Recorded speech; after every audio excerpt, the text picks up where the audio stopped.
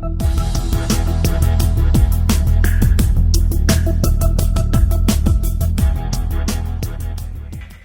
everyone, it's Nicole Wilkins with FitnessRx for Women, and this is my next question and answer segment where I took your questions from Facebook and I'm going to answer them for you today.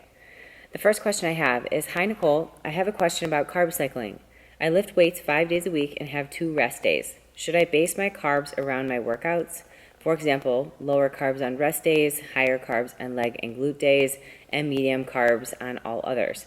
Or should I follow a standard carb cycle regardless of my workout schedule? Honestly, there's no wrong way to carb cycle. In my opinion, if you're looking to improve weak areas, I would have your high carb days the day before you train that muscle group. So let's say you're trying to bring up your shoulders.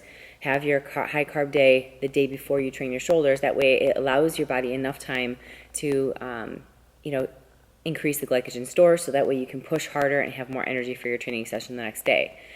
However, if you're brand new to carb cycling, doing all of that can get really confusing. So I would probably, if you're not familiar with carb cycling and have never done it before, do more of a structured carb cycle where you do 2 or 3 days low, 1 day high, 2 or 3 days low, 1 day high, and then start from there. But again, there really is no wrong way to carb cycle. Everyone is different. The amounts of carbs per day varies, the amounts of fats per day, but typically on a higher carb day, your fats are a little bit lower, and on a lower carb day, your fats are a little bit higher. So give it a try. Definitely use the food to your advantage. The next question is, do you think thermogenics really help you lose fat? So thermogenics are basically fat burners, and what they do is increase your energy so that you can go to the gym, train harder, push harder, and burn more calories to thus burn more fat.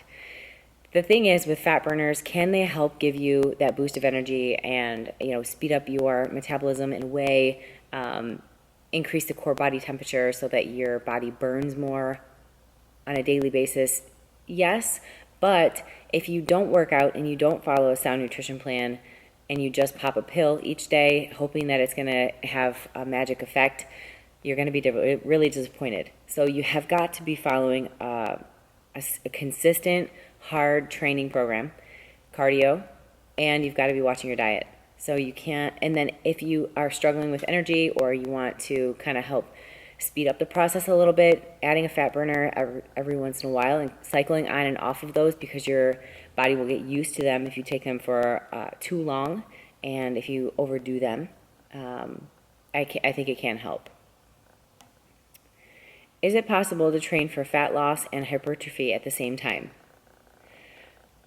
Yes and no. It depends on where you're starting from. For example, if you've never really lifted weights before and you're overweight and you have weight to lose, if you start a weight training program, you're going to build muscle and you're going to lose body fat. The more in shape that you are, the more experience you have in the gym. Like for me, it's much harder for me to build muscle at a calorie deficit. I have to have more food in my body in order to build the muscle because I have more experience in the gym. I already lift consistently. I already lift really heavy. So I have to push my calories a little bit more. I cannot be at a deficit because it's going to make it very difficult for me to gain any more muscle. So it really depends on where you're at. A lot of times programs are focused more on one more than the other.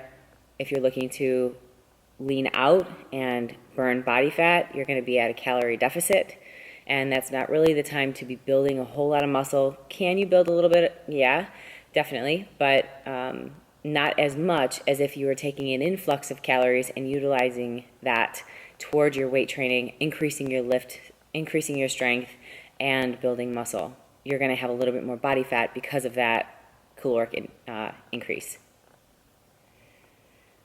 I'm in desperate need of great ab exercises and meals to tone and reduce bloat in the tummy area. What are your favorite suggestions? Well, there's so many foods that could be causing bloating and gassiness. Some things that come to mind right off the bat would be artificial sweeteners. If you're overdoing the gum, sugar-free candy, sugar-free supplements, you're adding Splenda, you're adding all sorts of stuff to your foods, Walden Farm syrups, like all that stuff adds up very quickly and can cause your stomach to be very bloated and gassy. So be aware of how much artificial sweeteners you are eating throughout the day. 2 would be having too much sodium, or if you're not used to adding salt to your food and all of a sudden you have a high sodium meal, like soup, for example, you might feel bloated. You might feel your hands swell, your face swells. I used to not add any salt to my food, and then I was so afraid to eat food with salt in it because I would blow up. And salt doesn't have any calories, but I would feel awful. So I started adding a little bit of salt to my meals, and I have not had any issues since because because my electrolytes are more consistent, the sodium intake is more consistent, my body is regulated, and I don't have that high and low, that extreme, one end of the spectrum to the other where it's none and then too much. So too much salt, if you're not used to having any salt, can cause a little bit of water retention and bloating. If you're eating too many vegetables or high fiber foods, if you're not used to eating sprouted grains, if you're not used to eating a ton of fiber and all of a sudden you're like, oh, I'm going to add a ton of brown rice and oats and vegetables at every meal, that can cause some bloating too.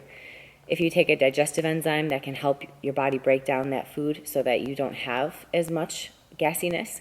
But for myself, I notice that when I have very high fiber veggies that take longer to break down, like broccoli, Brussels sprouts, those two really come to mind. Cauliflower wrecks me, so I really just keep them to the bare minimum, and I choose more asparagus, zucchini, squash, stuff that's lighter on the system, and that makes me feel a lot better. So everyone's a little different, but if you can trigger what is causing that and to avoid it in the future, or just watch the amounts that you're doing, that can help. So, all right, guys, those are my questions for this week. Until next week, keep asking your questions on the FitnessRx for Women Facebook page, and I'll be back here every Friday to answer them for you. Until then, keep living the fit life.